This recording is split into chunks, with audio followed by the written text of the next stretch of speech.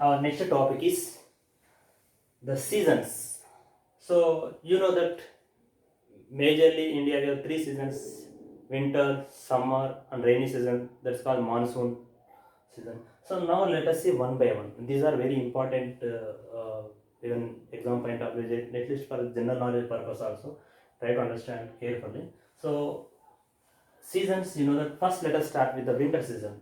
So you know that winter means it is a cold season. The temperature decreases by November, mid-November starts. You know that by mid-November temperature starts reducing, and we get some coldness. It lasts until the month of February. Again for the March month the temperature increases. So it means here the mid-November to February there is a reduction in temperature. So that is called the winter season. Generally, all over almost India, the January is the coolest month. During the Sankranti festival, many Pongal, different names we call it. So January is the coldest month. Generally, it goes temperature even below the 10 degrees centigrades also. So January is coldest month. Next, actually, this winter is experienced if we see North India and South India. So the severeness of the winter is the people of North India experience much severe of the winter season compared to the south of South India. So North India they receive the very severe cold wave conditions. So that is the reason already I have told you that the in the winter session of parliament the many our parliamentarians they come with the sweaters and their shawls. So because of the temperature. So next you see what is the weather during this time of the winter? During the winter, generally, what we feel is that pleasant weather, very pleasant weather, and also with clear sky and low humidity. Humidity, you know that low humidity because of the less rainfall, automatically low humidity and cool breezes. Summer, winter means automatically you know that it is cool season. It means cool breeze. It means with pleasant weather, clear sky, low humidity, cool breezes.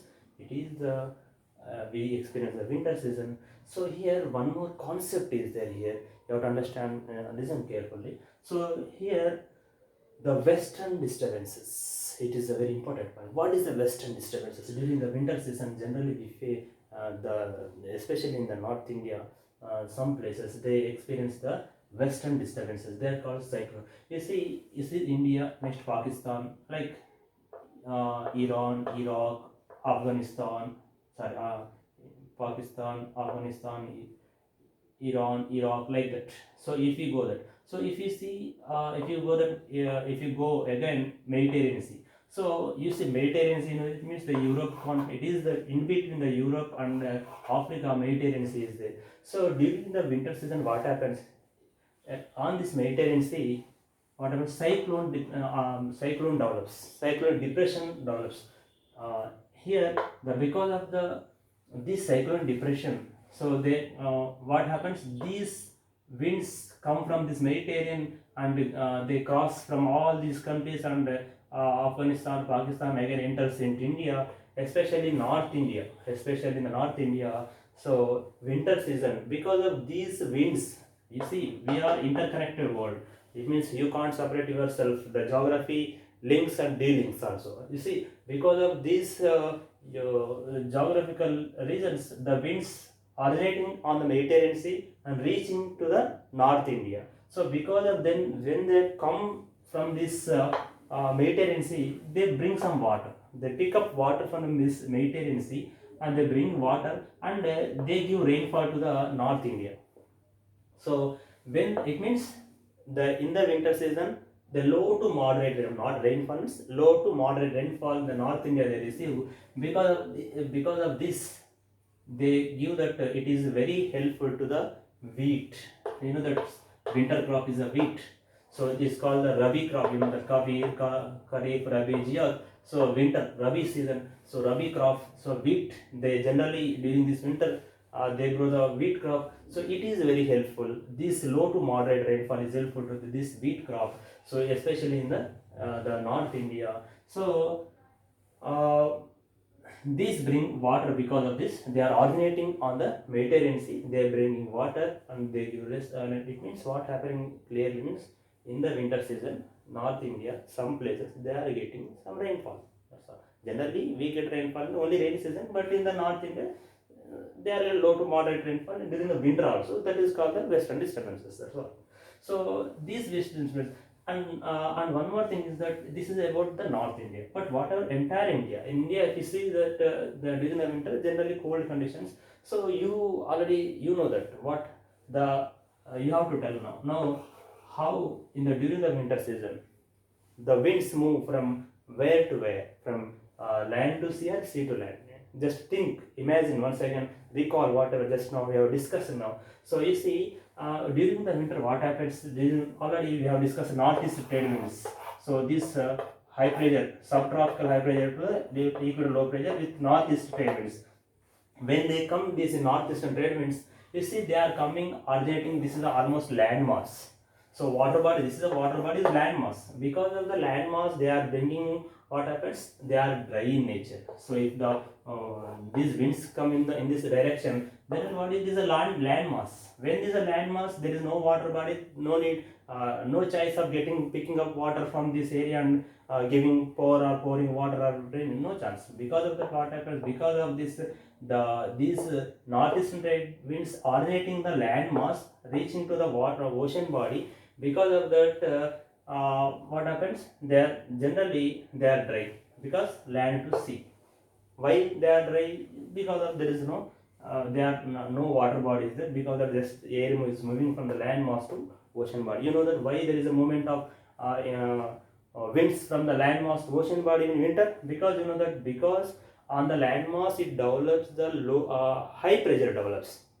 Because of the less temperature, air gets cooled. When air gets cooled, the weight increases or the humidity increases. When the humidity increases, pressure increases. When the pressure increases, high pressure. And at the same time, on the ocean body, what happens? Because of the comparatively high temperature, because of the low temperature takes place. This low temperature, this high temperature, because of this low pressure develops on the ocean body, high pressure develops on the land mass during the winter. During the winter, high pressure develops on the land mass, low pressure develops on the ocean body. These winds come from this land mass to the ocean body. So generally they don't give any rains, but generally they don't do, they are generally dry. But one condition you have to understand very. This is called Coromandel Coast. You know that Coromandel Coast, Tamil Nadu area. So this Tamil Nadu area, what this northeastern area they are coming, but while they are moving, what happens in the Bay of Bengal? They are picking up water from this Bay of Bengal and pouring in this the Coromandel Coast. That is called Tamil Nadu Coast. So that is the reason. First, as we discussed that generally Tamil Nadu area they are receiving rainfall in the month of November because of these northeastern trade winds. So they are picking up water from the Bay of Bengal and pouring. That is called in the Coromandel Coast. During this winter season, they are getting rainfall. So you have to understand this concept clearly. Which area it is? Coromandel Coast, Tamil Nadu. It is receiving rainfall. So you have understood that. So what is the western disturbance? Now next, winter. After winter, another season is the summer season. You know, the summer means very hot conditions. Generally schools gets closed. The general school get closed. So what happens? Generally because of the high temperatures. So you know that the South India, North India, if you compare, the North India experiences much heat conditions. Already we discussed that Delhi gets much heat compared to the south, the Chennai. We have discussed already. So it means the high temperatures, almost 37 degrees, more than 37, 41, 42 degrees. So mainly northwestern part this year, Thar Desert, Rajasthan area, northwestern part and central part, central India, northwestern central India. So never goes 20, minimum temperature never goes below 20 degrees centigrades. So this is the high temperatures develops in this in the North India. So and this called during this northern plains. These northern plains, what happens? They are called winds are there. They are called dry and hot winds. Dry and hot winds. They are called low. So dry and hot. Nothing in Telugu we call vadagalu like in that way they call dry and hot winds. They call low. So it means the winds in the summer they are called low in the north northern plains. That's all. They are in dry because there is no moisture content. So hot because there is no temperature. Because of high temperature, it was hot. Dry and hot conditions. There is no moisture. That is the reason they are high temperature. So dry and hot winds they blow in the this northern plains. They are called a Lu. Next, another one is here that. Okay, after just towards the end of the summer, just summer started and going to end now. Before going to end, another one concept is mango showers concept. So what happens during that? Now we observe that North India what happens. Now let us go to Deccan Plateau. So during this Deccan Plateau, what happens on this Deccan Plateau? So there are pre-monsoon showers. They are called mango showers. Mango showers are pre-monsoon showers. Monsoon starts in the June, but before the monsoons, there are pre-monsoon showers. They are called the mango showers.